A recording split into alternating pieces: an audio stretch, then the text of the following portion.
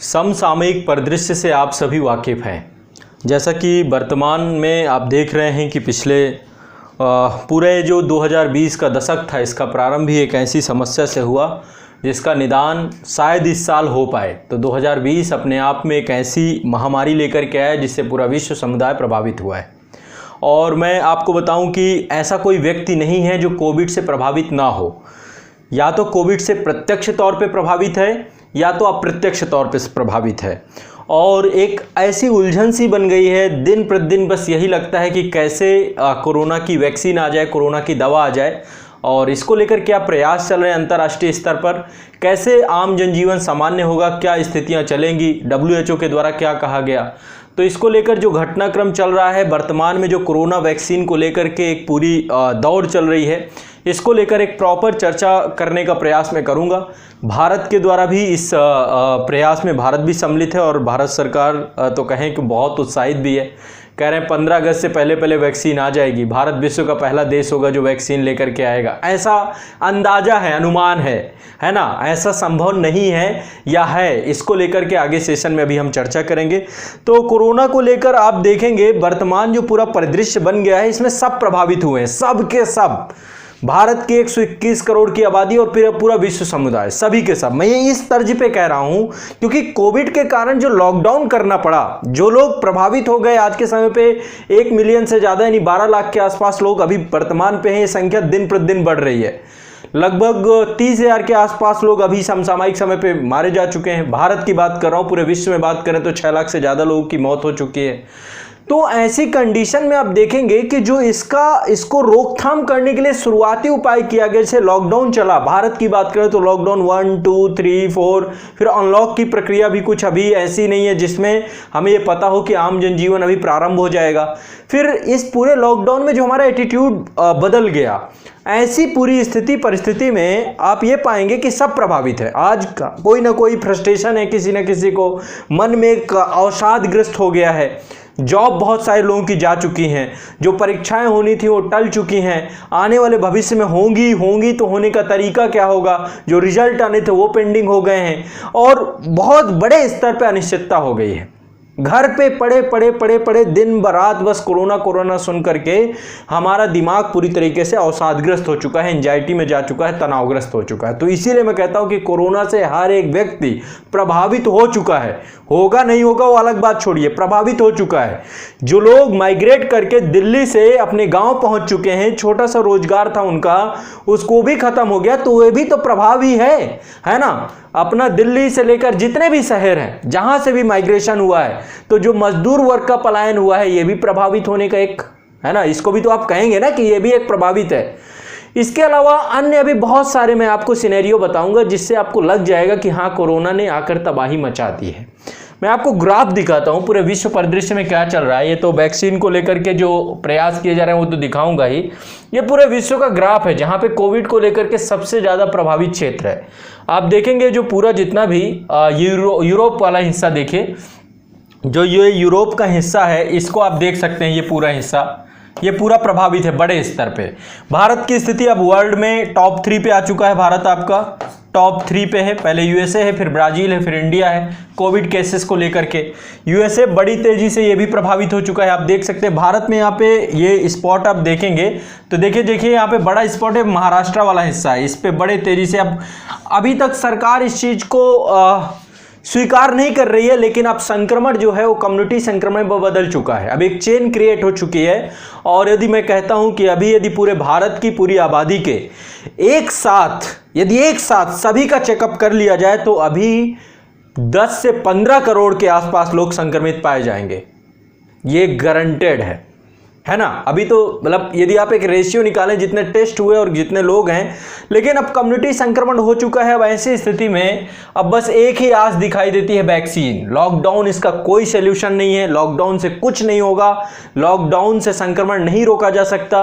यदि लॉकडाउन पूर्ण लॉकडाउन होता, बहुत मौजूदा तरीके से, बहुत जो है कड़ाई से इसे लागू किया जाता, लेकिन आपने किया क्या? मजदूर पलायन कर गया। मजदूर तो चला गया ना उन क्षेत्रों में जिनको आप चाह रहे थे कि वो संक्रमित ना हो। आज के समय में भारत का कोई एक हिस्सा आपको नहीं दिखेगा जो संक्रमित ना हो। देख लीजिए, तमिलनाडु वाला हिस्सा ये पूरा यहाँ से लेके कश्मीर तक हर जगह संक्रमण बड़े स्तर पे। अब आपके गली मोहल्लों पे भी संक्रमण निकल रहा होगा, आपको भी लग रहा होगा। डर का वातावरण बना हुआ है क्योंकि हमारे घरों में बड़े बुजुर्ग हैं, आप स्वयं भी। मैं आज बताऊं WHO के चेयरमैन को मैं सुन रहा था, तो वो कह रहे थे कि कोरोना को लेकर आप ये मत सोचिए कि कोई आकर के आपको कोविड से बचा लेगा, आपको अपनी खुद सुरक्षा करनी पड़ेगी। और इसके अलावा दूसरा जो WHO के द्वारा बात निकल के आई कि ये बड़े बड़े दावे जो कर रहे हैं देश, कोई कह रहा है मैं बना दूंगा, कोई कह रहा है मैं बना दूंगा, चाइना कह रहा है हमने बना लिया है। चाइना की आर्मी तो ऑफिशियल कोविड की दवाई प्रयोग भी करने लग गई, उन्होंने पूरा का पूरा एक सर्कुलर जारी किया है ना। तो बहुत सारे देश दावे कर रहे हैं। भारत कह रहा है हम 15 अगस्त तक बना लेंगे, अमेरिका कह रहा है हमारा बिल्कुल आ गया, एक्सपोर्ट यूनिवर्सिटी है, ऑस्ट्रेलिया है, ये पूरी हवा चल रही है बड़े तेजी से। WHO का कहना है कि जो टीका आएगा 2021 से पहले तो आ ही नहीं सकता, यानी कि अभी हमें पूरा का पूरा जुलाई का महीना खत्म होने वाला है, अगस्त पड़ा है, सितंबर पड़ा है, अक्टूबर पड़ा है, नवंबर पड़ा है, दिसंबर पड़ा है। ईश्वर करे इससे पहले आ जाए, ईश्वर करे पहले आ जाए, लेकिन आम जनजीवन सामान्य तभी होगा जब वैक्सीन आ जाएगी। एक बार वैक्सीन आ जाए फिर इतना आसान नहीं होता। देखो वैक्सीन को लेकर के जो चरण है क्या नहीं है, थोड़ा सा मैं इसके बेस में जाऊंगा, मैं बताने का प्रयास करूंगा कि कैसे किसी वैक्सीन का उत्पादन होता है, वैक्सीन होता क्या है, टीकाकरण क्या है। तो एक बार मैं आप लोगों को समझाने का इसका प्रयास करूंगा, शायद आपको समझ में आ जाए। इसको हम देखेंगे, अभी चर्चा करेंगे। तो मेरे कहने का तात्पर्य यह है कि अभी वर्तमान का जो पूरा सिनेरियो बड़ी भयावह स्थिति है, अभी कोई आस नहीं दिख रही है। एक वैक्सीन को विकसित होने में आमतौर पे सामान्यतः देखा जाए तो 10 साल का समय लग जाता है। 10 साल का, एक वैक्सीन को विकसित होने में 10 साल का समय लगता है। HIV की वैक्सीन अभी तक नहीं विकसित हो पाई, HIV की। लेकिन अभी बहुत सारे लोग कह रहे हैं कि जिस तरीके से कोविड को लेकर सारे देश सक्रिय हैं, बहुत तेजी से प्रयास किया जा रहा है, विश्व के लगभग 100 से ज़्यादा देश जो है इसको लेकर लगे हुए हैं, तो हो सकता है कि 1 से 1.5 साल के अंदर वैक्सीन आ जाए, पूरे जो इसके जितने भी चरण हैं। और एक चीज़ ये है कि वैक्सीन मान लो बन गई, कोई देश अग्रणी हो गया, बात ये नहीं कि कौन बना लेगा कौन नहीं बना लेगा, मुद्दा है कि सभी जो पूरा विश्व आज इस महामारी के प्रकोप में है, जितना जल्दी से जल्दी हो सके समस्या का समाधान हो। अब इस तरीके से कब तक सहा जाएगा, कब तक आज एक दूसरे से हाथ मिलाना, एक दूसरे के घर जाना है, सब बिल्कुल ऐसा लग रहा है जैसे कोई अपराध हो। घरों में कैद होकर के रह गए। कभी सोचा था कि जेल जाएंगे आप जेल की स्थिति में, मन आपका पूरा उलझन में है, परेशान है व्यक्ति, दिमाग पूरी तरीके से बैठ गया है, समझ में नहीं आ रहा क्या करें क्या ना करें, एक ऐसी उलझन सी हो गई है। पढ़ाई में मन नहीं लग रहा, आगे के क्या होगा, भविष्य को लेकर के आगे आने वाले सिनेरियो पता ही नहीं चल रहा। ठीक, रोजगार जा रहा है, रोजगार तो बड़े स्तर पे चाइना का भी एक इश्यू क्रिएट हो गया, चाइना के कारण भी बड़े स्तर पे चाइना बाइकआउट, इससे भी रोजगार जा रहा है। तो स्थितियां परिस्थितियां पता नहीं 2020 में क्या हो रहा है, सब असामान्य सी हो रही हैं। तो मैं आपको कुछ आंकड़े दिखाता हूँ। भारत में देखो मौजूदा आंकड़े यहाँ पर जो मेरे पास डेटा है, तो जैसे YouTube में सब्सक्राइबर बढ़ते हैं ना, उसी तरीके से देखिए कोविड केसेस लगातार आपको डेली बढ़ते हुए मिलेंगे। तो 12 लाख से ज़्यादा हो चुके हैं, यानी 12.5 लाख के आसपास, 12,38,000 ये कंफर्म केस हैं जो अभी तक कंफर्म हुए हैं, यानी कि जिस बेस पे आपकी जो है टेस्टिंग हो रही है। टेस्ट अभी बहुत ज़्यादा हो नहीं रहा। मैं आपको कुछ चीज़ें बता दूं, अब स्थिति बहुत पैनिक क्रिएट होगी आने वाले समय में। पहली बात तो अभी भारत में देखें तो जो हमारी संस्थाएं हैं जिनको जिम्मेदारी है इन चीज़ों की, जो गाइडलाइन जारी कर रही हैं, वही क्लियर नहीं, वही स्पष्ट नहीं है। जो हमारे यहाँ की बड़ी संस्थाएं हैं वो अपने ही बयानों से मुकर जा रही हैं। बात सही है, क्योंकि पहली बार ऐसी समस्या हुई है, समझ में नहीं आ रहा, अभी चीज़ें समझ में नहीं आ रही। अभी कल मैं सुन रहा था, ये भी कहा जा रहा है कि जो आप मास्क लगा रहे हैं N95 400 500 रुपए के मास्क खरीद के बैठ गए हैं, ये भी काम नहीं कर रहे, इससे भी कुछ नहीं हो रहा है ना। बस तो कहीं ना कहीं पे कुछ समझ में नहीं आ रहा, कहाँ से क्या होगा, कैसे चीज़ों को मैनेज किया जाएगा, कुछ नहीं समझ में आ रहा। सरकार की गाइडलाइन, सरकार को, प्रशासन को, क्योंकि पहला बार चैलेंज हुआ ना, ऐसा चैलेंज कभी, ऐसी आपदा आई नहीं। तो ऐसी स्थिति में प्रशासन भी कुछ समझ नहीं पा रहा है। अब धीरे धीरे जान रहे हैं, बेरोजगारी बढ़ेगी, क्राइम बढ़ेगा। अब क्राइम की तरफ मैं ये नहीं कह रहा, मैं डरवा नहीं रहा हूं, मुद्दा है कि होना दिख रहा है आपको। अभी मैं गाजियाबाद की बात बताऊं तो दिन दहाड़े भी एक पत्रकार को गोली मारी गई होगी, आप लोग सुन रहे होंगे, लगातार खबरों में होगा चर्चा। तो ये अब धीरे धीरे क्राइम बढ़ेगा, लोगों का मतलब इरिटेशन, फ्रस्ट्रेशन, चीजें परेशान होना, तो उससे भी इसका इंपैक्ट भी दिखेगा। इसलिए मैं कह रहा हूं कि कोविड से अब सब प्रभावित हो चुके हैं। यदि आप वर्ल्ड वाइड देखें तो वर्ल्ड वाइड ये डेटा है आपका, सबसे टॉप में चल रहा है यूनाइटेड स्टेट अमेरिका, यहाँ पर लगभग केसेस की संख्या देखें तो बहुत बड़ी संख्या है और इसको देखने में बड़ा डर लग रहा है। 41,54,277 केसेस, जिनमें से 1.5 लाख के आसपास मौत हो चुकी है। अमेरिका की बात है, उत्तरी अमेरिका महाद्वीप में, है ना। दूसरे नंबर पे ब्राज़ील आगे 22,42,000 केसेस के साथ, और इंडिया जो बड़ी आबादी वाला देश है 12,88,130। अब देखो यहाँ पे आप देख रहे होंगे चाइना का नाम नहीं है, जहाँ से कोविड निकला, जो कोरोना कंट्री है उसका नाम नहीं है, तो उसका नाम कहाँ से आएगा। एक तो चाइना में डेटा मैनिपुलेशन होता है, दूसरा एक चीज़ बताऊँ मैं, चाइना बहुत शातिर देश है, उसको पता है कि अपने देश की इकोनॉमी, अपने देश की इंडस्ट्री उसको प्राथमिकता देता है। और उसे एक चीज़ और पता चल गया, जब शुरुआत में कोरोना वहाँ से प्रारंभ हुआ तो चाइना को एक जानकारी, ये अनुभव तो हो गया था कि लॉकडाउन से कुछ हो नहीं रहा। उन्होंने 2 महीने का लॉकडाउन लगाया था शुरुआत में। आप देखेंगे तो जनवरी फरवरी का जो पूरा का पूरा सिनेरियो था, उस समय वहाँ पे चरम पे बार बार बातें आ रही थी, हम भी सुनने में लग रहा था हमारे देश तो घुसेगा ही नहीं कोरोना, है ना। हम बिल्कुल ऐसे घूम रहे थे, टहल रहे थे, सब कुछ कर रहे थे, अपनी अर्थव्यवस्था, अपना एविएशन सेक्टर सब कुछ चल रहा था। लेकिन जब अचानक से घटना आनी चालू हुई, इसके बाद से सबके दिमाग की बत्ती गुल होनी चालू हो गई और फाइनली लॉकडाउन लगाया गया, दुनिया भर की चीजें हुई। लेकिन आप एक चीज समझिए, यहाँ पे चाइना का नाम क्यों नहीं आ रहा। चाइना होगा, हो सकता है बहुत ऊपर हो, चाइना भी हो, लेकिन चाइना ने क्या किया, बहुत शातिर तरीके से जब उसने लॉकडाउन का अनुभव झेला और उसने देखा अर्थव्यवस्था को बंद करने से कोई फायदा नहीं है, केसेस बहुत तेजी से बढ़ते जाएंगे और पूरे वर्ल्ड वाइड केसेस बढ़ेंगे, तो उसने अपने देश की पूरे के पूरे जितने भी मामले थे सबको क्या कर दिया, शून्य घोषित कर दिया। बोला लॉकडाउन के कारण सब शून्य हो गया, अब कोई केस ही नहीं बचा। ऐसा हो सकता है, हमारे देश में भी तो लॉकडाउन लगा था। कब लगा था, जब 1000 केस भी नहीं थे तब लॉकडाउन लगा था। 1000 केस भी नहीं थे तब लॉकडाउन लगा था। 200-300 केस में लॉकडाउन लग गया और लगातार डेली आपने देखा लॉकडाउन के बाद डेली केस बढ़ रहे थे। अब तो संख्या ऐसी है कि एक एक दिन में 45,000 केस आ रहे हैं। तो चाइना में भी केस बढ़े होंगे, लेकिन उनको लगा कि लॉकडाउन से कुछ होने जाने वाला है नहीं, रोजगार खत्म हो जाएगा, लोग परेशान है, जनता विद्रोह भी कर देगी, बहुत लंबे समय तक चलेगा। तो ऐसी स्थिति में हमने भी वही किया, हमने भी अब अनलॉक कर दिया ना आज के टाइम पे। आज देखिए कहीं लॉकडाउन जैसा कुछ दिख नहीं रहा है। तो कहीं ना कहीं पे चाइना ने अपने केसेस को जीरो करके, डेटा मैनिपुलेशन, वहाँ पे ऐसा मीडिया, ऐसा विपक्ष, ये सब पूरा खेल नहीं है, इस कारण से सब कुछ जीरो करके अपनी अर्थव्यवस्था को ग्रो अप करना चालू कर दिया।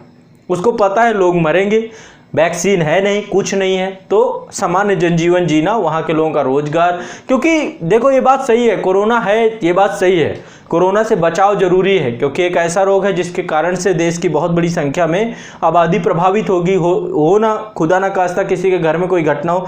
लेकिन कहने का मतलब यह है कि इससे बड़ी समस्या तो जो रोजगार छिन रहा है वो भी तो है, वो भी तो सरकार को सोचना चाहिए। जब आप ना तो इसे रोक पा रहे हैं तो दूसरी चीज क्यों बर्बाद होने दे। चाइना इस बात को समझा और इस लिस्ट से बाहर हो गया। आप देखेंगे टॉप 10 तक में चाइना नहीं मिलेगा आपको, टॉप 10 तक में चाइना नहीं मिलेगा। अगल बगल की कंट्री है, साउथ कोरिया मिल जाएगा आपको, लेकिन चाइना नहीं मिलेगा। साथी है ना, वो समझदार है ना। तो यहाँ पे आप देखेंगे इंडिया आपका 12,88,000, फिर रसिया है, फिर साउथ अफ्रीका है, पेरू है, मैक्सिको है, चिली है।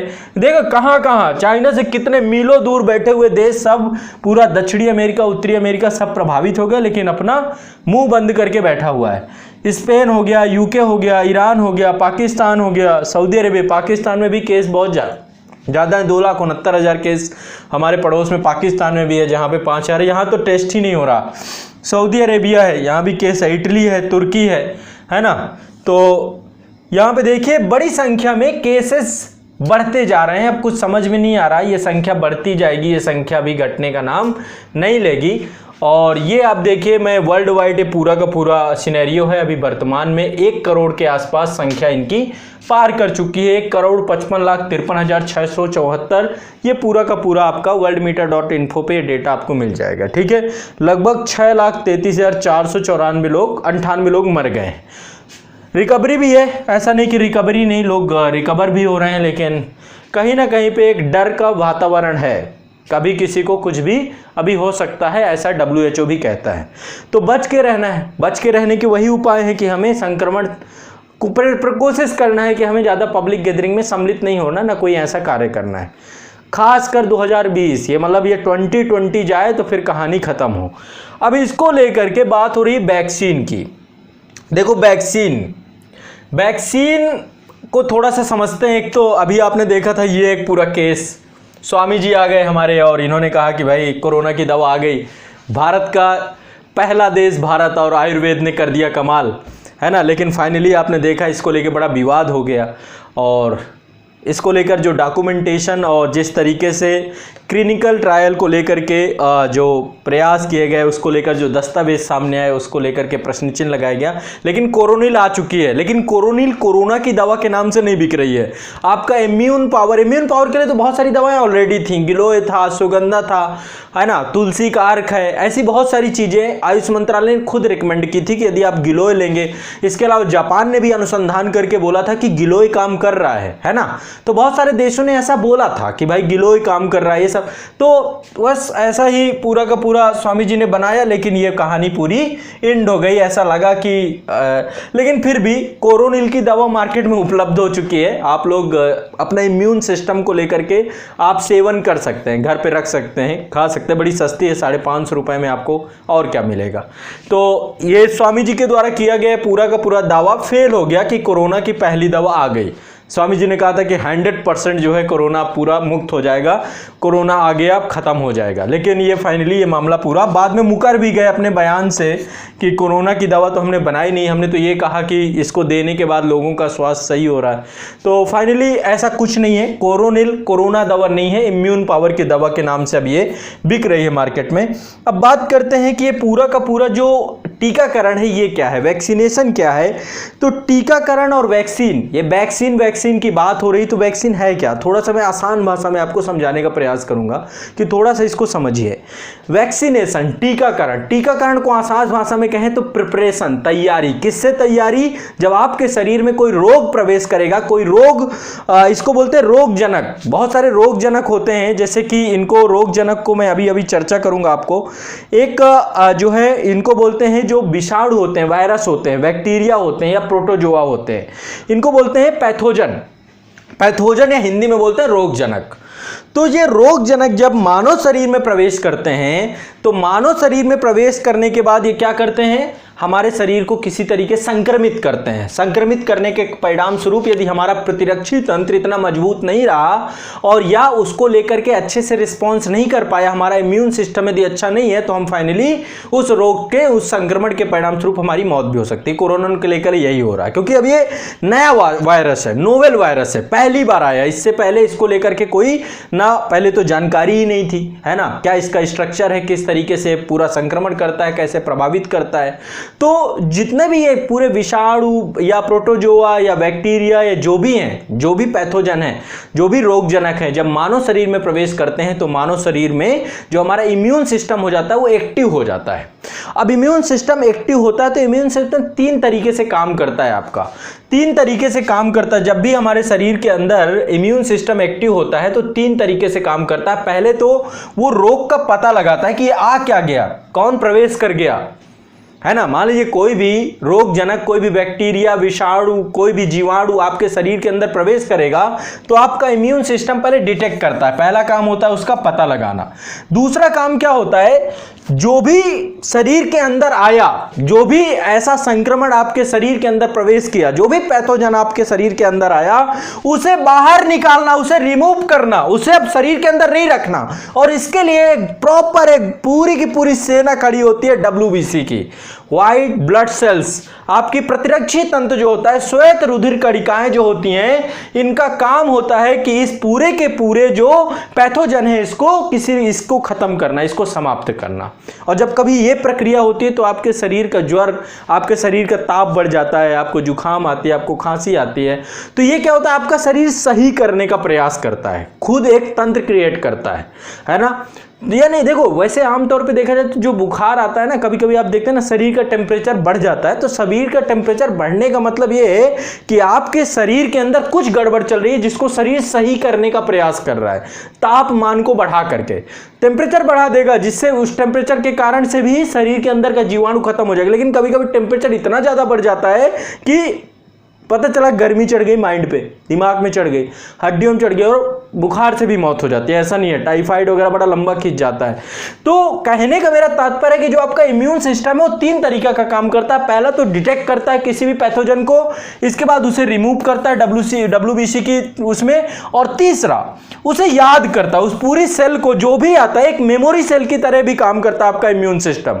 मेमोरी सेल की तरह काम ऐसे करता है कि जब कोई भी पैथोजन शरीर को अटैक करेगा, बीमार करेगा, उसके बाद आपका पूरा प्रतिरक्षी तंत्र उसे याद कर लेता है, पूरे के पूरे ढांचे को, और जो एंटीबॉडी बनती है उसको पता हो जाता है कि भाई यदि ये कोई वायरस, बैक्टीरिया या प्रोटोजोआ शरीर को संक्रमित करेगा तो किस तरीके से रिएक्ट करना है, पूरी प्रक्रिया उसको याद हो जाती है और उसके खिलाफ वो एंटीबॉडी क्रिएट कर लेता है। इससे फायदा ये होता है कि जब अगली बार वही वायरस आपको प्रवेश करेगा, आपके शरीर में आएगा, तो वो उसके खिलाफ एक प्रतिरक्षी तंत्र बना चुका होगा, उसको पता है कि आप कैसे रिस्पॉन्ड करना है ना।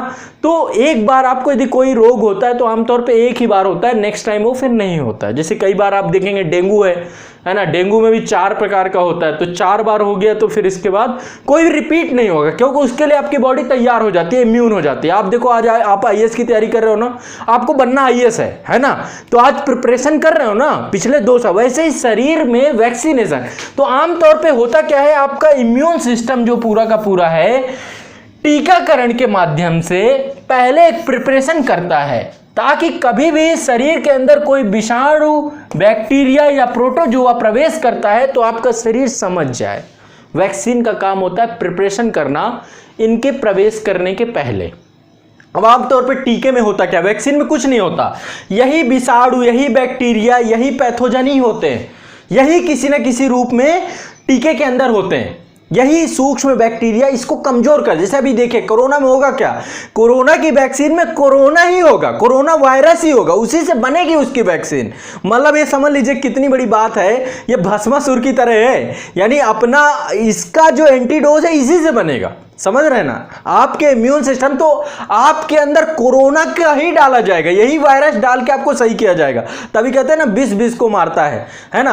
तो कहने का तात्पर्य मेरा यह है बड़े आसान भाषा में कि वैक्सीन क्या है, जीवों के शरीर का उपयोग करके बनाए जाने वाला एक द्रव्य है। जो वैक्सीन बनाई जाती हैं, जो वैक्सीनों की बात चले, तो जीवों के शरीर का उपयोग करके जो भी जीव है, जो पैथोजन है, जो बैक्टीरिया, जो वायरस है, उसे के शरीर के उपयोग करके बनाए गए द्रव है, जिसके प्रयोग से शरीर को किसी भी रोग विशेष से लड़ने की क्षमता बढ़ जाती है। कारण क्या है, जब आपके शरीर में, जैसे मान लीजिए बचपन में होता है ना कि आपको, अब तो मिशन इंद्रधनुष चल रहा है कि विभिन्न प्रकार के टीके लगने ही लगने हैं, 7 प्रकार के टीके लगने हैं, पोलियो का टीका आपको, तो जब पोलियो का टीका आपने ले लिया है, यानी पोलियो का विषाणु आपके अंदर जा चुका है, वो किसी न किसी, वो टीके के तौर पर जा चुका है। तो जब कोई नया विषाणु आएगा, पोलियो का विषाणु आपको अटैक करेगा, तो आपका प्रतिरक्षा तंत्र पहले से ही जानता है कि कैसे इस विषाणु को मुझे हैंडल करना है ना। तो आमतौर पे वैक्सीनेशन में यही होता है और बड़ी लंबी प्रक्रिया होती है, इतना आसान नहीं है। तो आगे अब मैं चर्चा करता हूं। तो आप समझिए टीकाकरण कुछ नहीं, एक क्या है, एक प्रिपरेशन है ना। अब जब टीका बनाया जाता है तो टीका बनाने के लिए, वैक्सीन को बनाने के लिए 3 तरीके से वैक्सीन बनाई जा सकती है आमतौर पर। वैसे और बहुत सारे तरीके, मैं आपको 3 तरीके से बताया जाऊंगा, ठीक है। मान लीजिए कोई पैथोजन है या रोगजनक है, यानी वायरस है, विषाणु है ना, जैसे अभी देख रहे हैं ना, अभी एक विषाणु है, वायरस ही है ये, है ना। मान लीजिए कोई विषाणु है, विषाणु के बारे में जानते हैं ना, जीवित और मृत के बीच की कड़ी है ना। तो विषाणु है, इसी विषाणु का जो सूक्ष्म विषाणु का, इसी का, इसको बोलते हैं जीवित दुर्बल टीका, है ना। जीवित दुर्बल टीका इसको बोलते हैं LAV। इसके तहत होता क्या है कि विषाणु को कमजोर कर दिया जाता है, उसको कमजोर करके उस टीके में कन्वर्ट कर दिया जाता है। सबसे महत्वपूर्ण यही होता है। लेकिन इसके साथ दिक्कत है कि जब ये टीका बनता है कमजोर, ये आपके शरीर को नुकसान नहीं पहुंचाता, ये आपके शरीर के अंदर एक प्रतिरक्षा तंत्र विकसित कर देता है। तो जो आपका जीवित दुर्बल टीका है, इसके तहत वही विषाणु को कमजोर कर दिया जाता है। क्या कर दिया जाता है, कमजोर कर दिया जाता है, और कमजोर करके आपके शरीर के अंदर इंजेक्ट कर दिया जाता है, और आपके अंदर का इम्यून सिस्टम उसको लेकर के पूरा प्रतिरक्षा तंत्र विकसित कर लेता है, ताकि जब कभी सशक्त विषाणु आपके अंदर प्रवेश करेगा तो वो क्या कर लेगा, उसके लिए प्रिपेयर रहेगा, तैयार रहेगा, उसके लिए लड़ने के लिए बिल्कुल पूरी तरीके से कोई दिक्कत नहीं होगी। तो पहला तरीका तो ये होता है, और इसकी सबसे बड़ी समस्या ये होता तो बहुत प्रभावी टीका है, लेकिन इसको बनने में बहुत टाइम लग जाता है ना, इसको डेवलप करना है बहुत लॉन्ग टाइम है। दूसरा होता है इनएक्टिवेटेड वैक्सीन, निष्क्रिय टीका। इसके तहत क्या होता है, विषाणु की सेल को मार दिया जाता है, ये जिंदा विषाणु नहीं होता है ना। अब इसको लेकर मैं एक आपको लिंक दे दूंगा आपको डिस्क्रिप्शन में, और उस लिंक में आपको तीनों प्रकार बहुत अच्छे से बताए गए हैं विद उस पे जो है इमेजेस भी है, तो आप उस लिंक को एक बार देख लीजिएगा। तो मेरे कहने का मतलब है कि दूसरा तरीका होता है इनएक्टिवेटेड वैक्सीन। इसके तहत जो विषाणु होता है उसको सेल को समाप्त कर दिया जाता है। लेकिन इसके जैसे कि आपके बहुत सारे टीके, ये आपका जैसे जीवित दुर्बल टीका है ना, चेचक का टीका जो आपको लगता है वो इसी प्रकार का होता है ना। इसमें जो होता है निष्क्रिय टीका जो आप देखेंगे तो पोलियो का टीका आप देखते हैं ना, पोलियो का टीका, तो ये बहुत ज़्यादा प्रभावी नहीं होता। जो इनएक्टिवेटेड वैक्सीन होती है बहुत पोलियो का टीका तभी आप देखेंगे हर साल या हर महीने में एक पूरा सप्ताह बना दिया जाता है पोलियो सप्ताह, तो लगातार आपको पोलियो की दवा कई बार देनी पड़ती है, वो खुराक कई बार देनी पड़ती है, क्योंकि ये टीका क्या होता है कि बहुत ज़्यादा प्रभावी नहीं होता। एक तरीका होता है कि इसको बोलते हैं सब यूनिट वैक्सीन, कि वो जो वायरस है उस वायरस का एक हिस्सा प्रयोग कर लिया गया, जो हिस्सा सबसे ज़्यादा प्रभावकारी आपके शरीर को इन्फेक्टेड करेगा उसका एक हिस्सा, पूरा वायरस नहीं। तो तीन तरीके हो सकते हैं, दुर्बल वायरस है ना, यानी कि विषाणु को कमजोर करके उसको जो है इन्फेक्ट कर दिया आपकी बॉडी के अंदर, निष्क्रिय टीका और उप उपाय या सब यूनिट टीका, ये जो है तीन तरीके से टीके बनाए जाते हैं। अब देखो इनका लेकर के प्रोसेस बहुत लंबा है। जब कभी ऐसा होता है कि कोई नया वायरस आता है, पहली बार किसी वायरस, तो उसके बारे में कोई ज़्यादा स्टडी नहीं होती है, रिसर्च नहीं होती है, उसकी संरचना कैसी है ना। तो अभी जैसे यही आया कोरोना वायरस, आप देखें नोवेल कोरोना वायरस, तो जब कोई टीका बनाया जाता है तो सबसे पहला काम होता है कि वायरस का क्या करना है, रिसर्च करना है, पता लगाना है कि वायरस की संरचना कैसी है ना। इसको लेकर वैक्सीनेशन बनाने की प्रक्रिया क्या होगी, हमें किस तरीके का वैक्सीनेशन इस पर बनाए तो ज़्यादा प्रभावी होगा, हमें जीवित दुर्बल टीका बनाना है, निष्क्रिय टीका बनाना है कि उप उपाय टीका बनाना है। तो इसको लेकर एक प्रॉपर रिसर्च, और इसमें लंबा टाइम लगता है, 1 से 2 साल तक का समय लग जाता है। लेकिन कोविड को लेकर के काफी लंबे समय से आपने देखा, जुलाई जनवरी से अब तक 6 महीने बड़े तेजी से पूरा विश्व लगा, क्योंकि पूरा विश्व लॉकडाउन हो गया, लाखों की संख्या में लोग मरने लग गए। तो ऐसी स्थिति में देखा तब भी टाइम लग गया इसका रिसर्च करने में, इसका स्ट्रक्चर समझने में। और फाइनली फिर दूसरा जो इसका वैक्सीन बनाने की दूसरी स्टेज आती है, वो होती है टेस्टिंग स्टेज। ठीक है, पहले तो होता है रिसर्च स्टेज कि हमें किस तरीके का टीका बनाना है। अभी भी रिसर्च स्टेज देखा जाए तो चल ही रही है, लेकिन अभी कई देशों के टीके जो है टेस्टिंग स्टेज पे आ चुके हैं।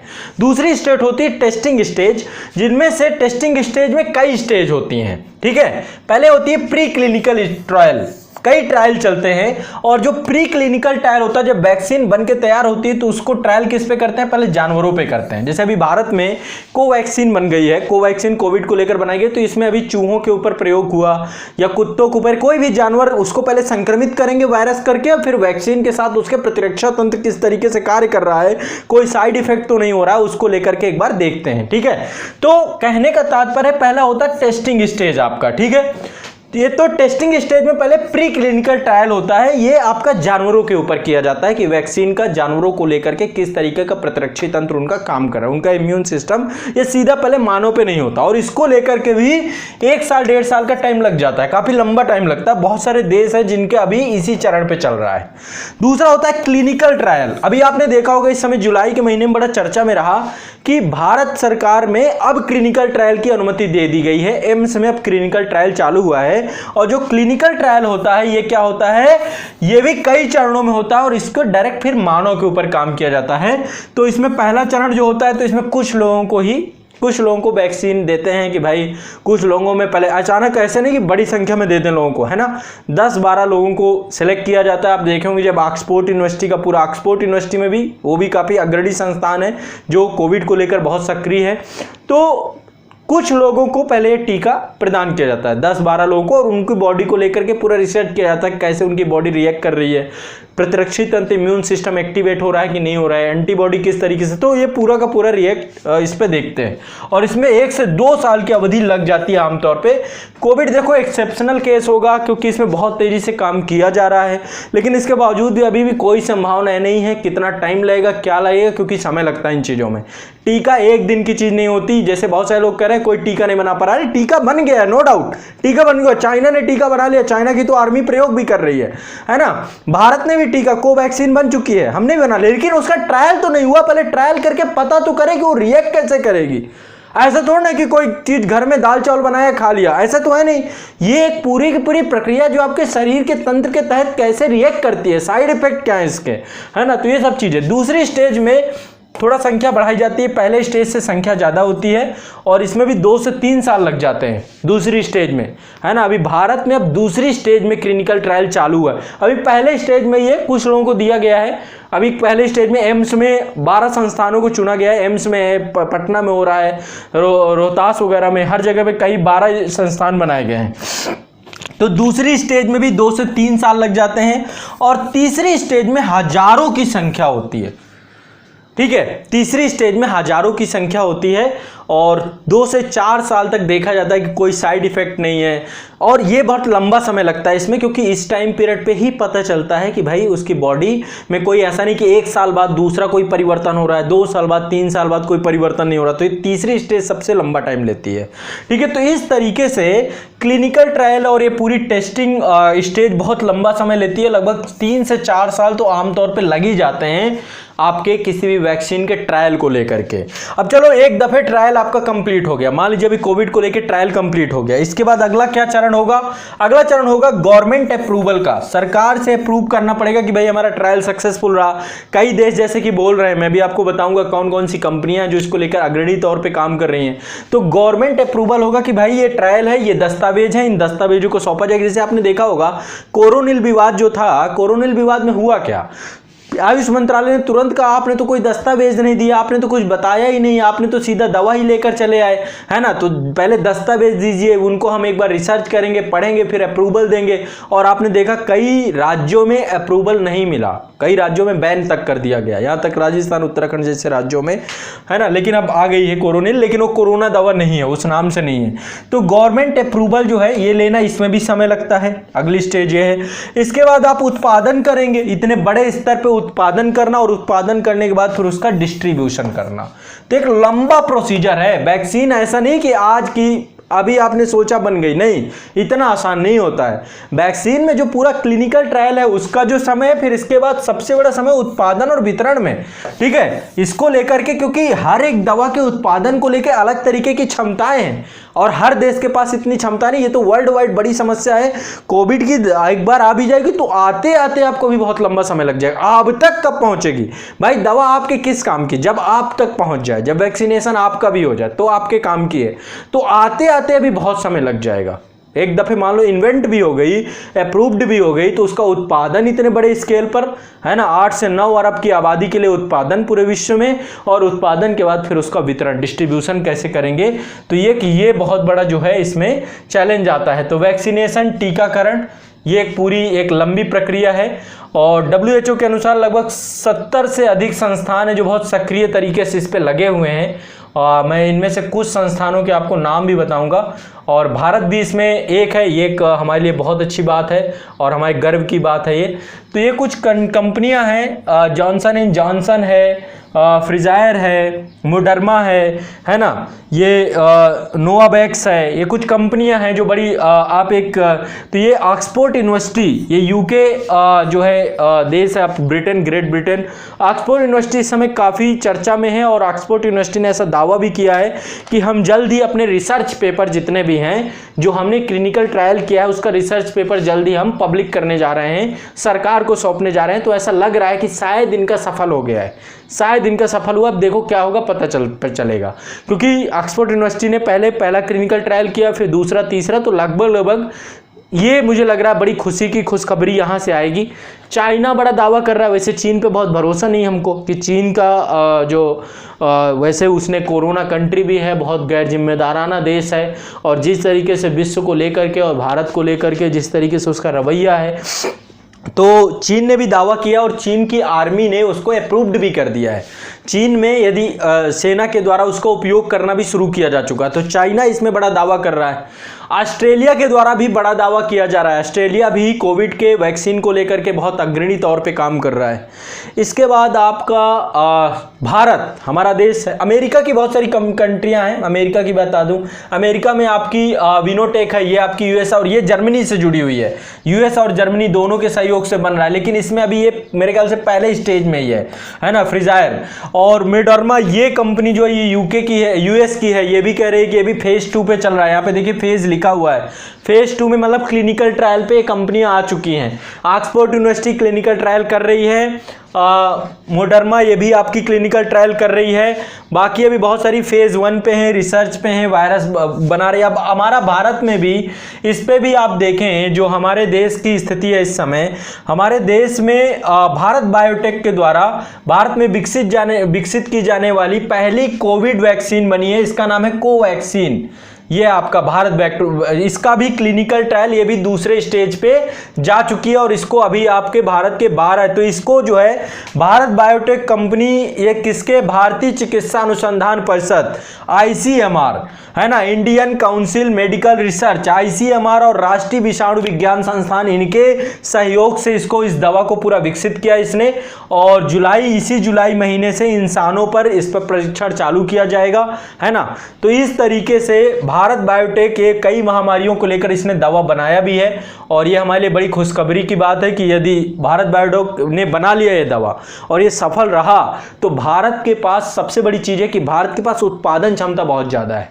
और ये भी एक खुशी की बात होगी कि यदि विश्व का कोई भी देश बनाएगा तो भारत का फार्मास्यूटिकल सेक्टर जो आज इतना एक्टिव है, तो उत्पादन के लिए वो भारत ही आएगा बड़े स्तर पे। भारत की कई कंपनियों के साथ ये कॉन्ट्रैक्ट होना चालू हो गया है।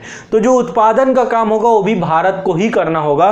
तो ऐसी स्थिति में यह संभावना है कि भारत को जल्द ही, जब कभी भी आएगी ये दवा, लेकिन अभी भी इतना मान के चलिए कि अभी दिसंबर तक आपके दिमाग में इस दवा को लेकर के कुछ नहीं चलना चाहिए। दिसंबर तक समय लगना ही लगना है। 2021 में ही जो हो पाएगा। 21 के बाद ही आपका जो है मानव परीक्षण और ये सब चीजें होने के बाद आपको कोरोना की दवा सुनाई देगी। 21 तक आपको अभी हमें 2021 का इंतजार करना पड़ेगा। 20 को किसी तरीके से काटना पड़ेगा। बस मुद्दा ये है, दिक्कत ये नहीं है कोरोना होगा नहीं होगा, वो होके चला जाएगा, हो सकता है होके चला भी गया हो, लेकिन मुद्दा इस बात का है कि कोरोना के बाद किस तरीके की रिकवरी होगी देश में। क्योंकि आप देख रहे होंगे वर्तमान में समस्याएं बहुत ज़्यादा हैं। वर्तमान में सिर्फ ये समस्या है, नो डाउट ये भी समस्या, इस समस्या के आ जाने समस्या का समाधान नहीं हो जाएगा। इसका निदान होने के बाद जो लोगों का एटीट्यूड बदल चुका है, लोग अवसादग्रस्त हो चुके हैं, लोग परेशान हो चुके हैं, लोगों को समझ में नहीं आ रहा है, पूरा सिस्टम बिगड़ चुका है, पूरा तंत्र खराब हो चुका है, वित्तीय तंत्र खराब हो चुका है, लोगों की अर्थव्यवस्था बिगड़ चुकी है। इसको लेकर क्या उपाय किए जाएंगे, सरकार के पास कोई ठोस तरीका नहीं है। तो ये एक सबसे बड़ी समस्या बनेगी।